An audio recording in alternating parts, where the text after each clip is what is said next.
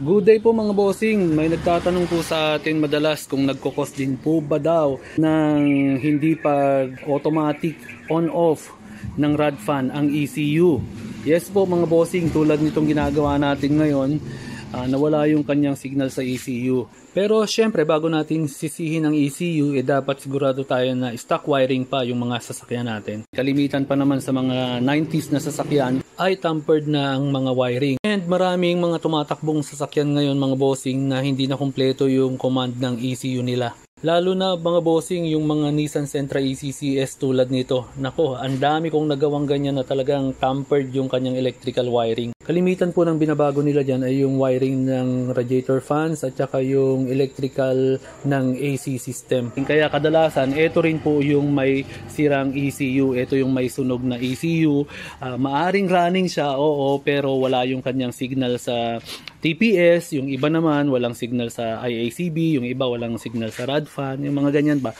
And kalimitan kung saan-saan sila nagtatap ng mga wiring, lalo na sa may mga relay. Kadalasan pa may pinuputol na wire, hindi nila alam, connected pala yun sa ECU, kaya ang nangyayari, nababypass yung command ng ECU, and worst scenario, nagkakaroon ng problema sa ECU mismo. Ayan, so hindi po porket galing sa running ang ECU, or ECM, or computer box, ay ibig sabihin goods na yan. Hindi po. Running po yan and magagamit mo yan pero hindi na kumpleto yung functionality ng ECU. Tulad halimbawa yung idle up niya pag nag-on ng mga rod fans at saka pag nag-on ng headlight or pagka nag-on ng AC at maaring yung ibang signal din niya sa mga sensors niya. Kagandahan lang din po dito sa mga 90s cars na EFI, hindi po siya fully dependent sa kanyang electronics. Kaya kahit mawala yung ibang command ng ECU, magagamit mo pa rin yung sasakyan kahit papano. Wag lang talaga yung mga importante tulad ng sa map sensor, tsaka yung mga throttle position sensor. Actually sa Nissan Sentra po na 90s, kahit wala po siyang reading ng throttle position sensor, magagamit pa rin po ng maayos. Compromise lang talaga sa gasolina. Sa mga 90s cars, madami pong tumatakbo dyan na maaring hindi na kumpleto yung signal ng ECU. So ayun mga boss, nagiging sanhi nga daw po ba ng hindi pag-switch on o hindi pag-andar ng radiator fans ang ECU? Yes po, tulad po nitong ginagawa nga natin, wala na po siyang signal. So kailangan po, again, kailangan bago natin i-check yan sa mga sasakyan natin, kailangan sigurado tayo na yung kanyang wiring ay stock setting pa, yung electrical wiring.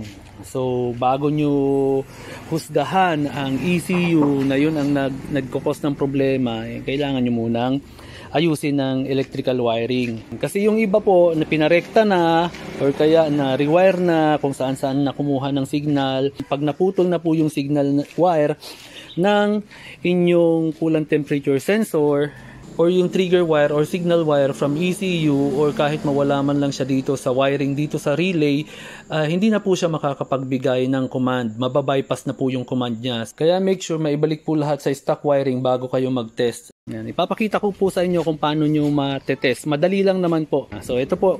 Sa mga Nissan Sentras, parang sa Toyota rin po, pag tinanggal natin yung kanyang coolant temperature sensor socket, at pag nag-key on tayo, automatic aandar na po ang rod fan. So i-key on po natin yung sasakyan natin. Naibalik ko na nga po pala ito sa stock wiring niya.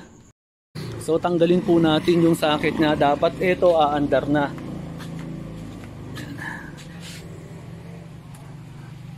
Ayan, hindi po siya umandar.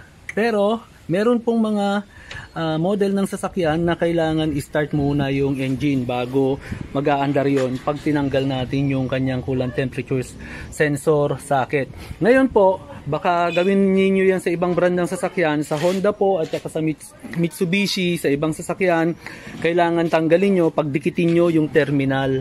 Tatanggalin nyo yung socket and then pagdikitin nyo yan para mag-on yung rod fan. So magkakaiba po sila ng switching. Ito po ay normally open, yun naman switching nung ibang sasakyan ay normally closed.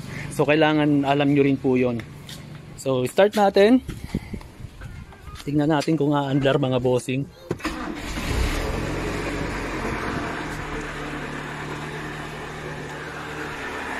And hindi pa rin po umandar mga boss. Ayan, so patayin muna natin yung engine para hindi maingay. Hindi pa rin po umandar mga bossing. So ibig sabihin na wala yung signal niya sa ECU. nawala na yung trigger ng ECU para magbigay ng supply dito sa kanyang relay. Meron po kasi yan, yung isang wire dyan is triggered ng ECU. So ayun po, ganun lang kasimple para malaman ninyo. Pero again, kailangan stock wiring. Yan, para makasiguro kayo na yung ECU ang nagkokos. So may mga paraan po dyan na pwede tayong gawin.